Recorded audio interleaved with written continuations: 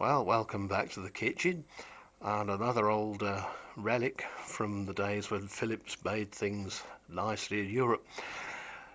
This is a 4404 stereo reel-to-reel tape recorder, probably the basic one of the range. As you see, the amp only does volume, balance, tone and record.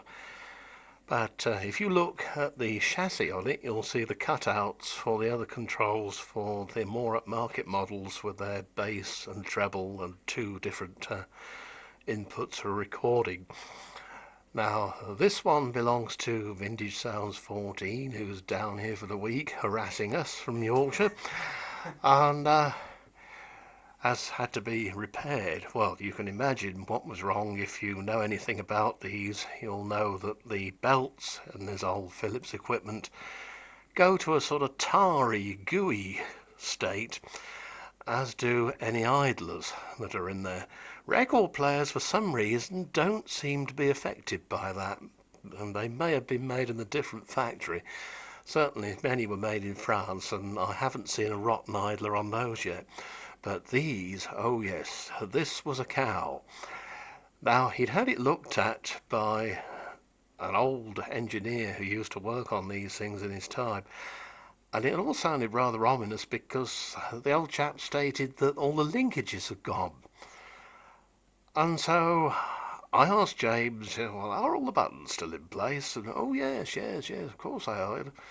I said, well, the linkages must be there then, because otherwise the buttons wouldn't be there, because they're attached to the linkage. Of course they are.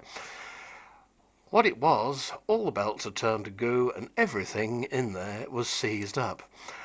And we've had to do another little repair on this to the bias oscillator, because when trying to record, the machine proved to be deaf.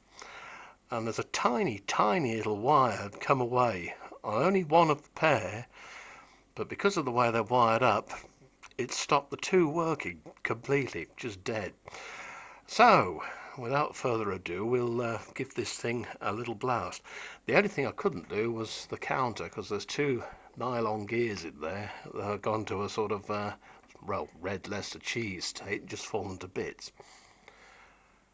Two speeds, 7.5, which we're set to at the moment, and 3 3/4 inches per second, or 19 and 9.5 centimetres a second, if that floats your boat and your metric. We've also done up these rather nice Philips speakers to go with it, converting them to a three-way configuration from their former 4-inch one-way configuration. They were nice drivers inside, but unfortunately one of them had started to seize up and was scratching.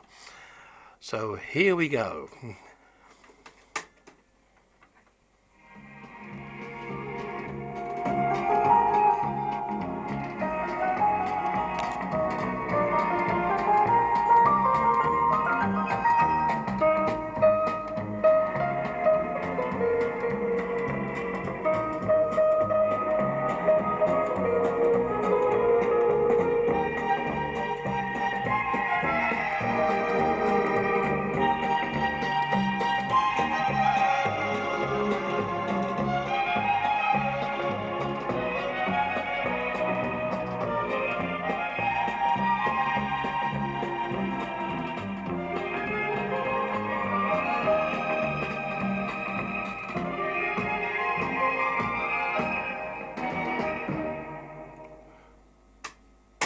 You wouldn't think, would you, that that amplifier is only making about 4 watts RMS per channel. But it has a nice warm sort of vintage sound that I know you people out there love that are watching this. On top, connections for external speakers, of course. Various different connections here, radio, phono for a ceramic cartridge, microphone left, and even a plug there for the famous stereo mic. As well as that, you can run it on different line voltages, 220, 110, 127 and 245 being marked there.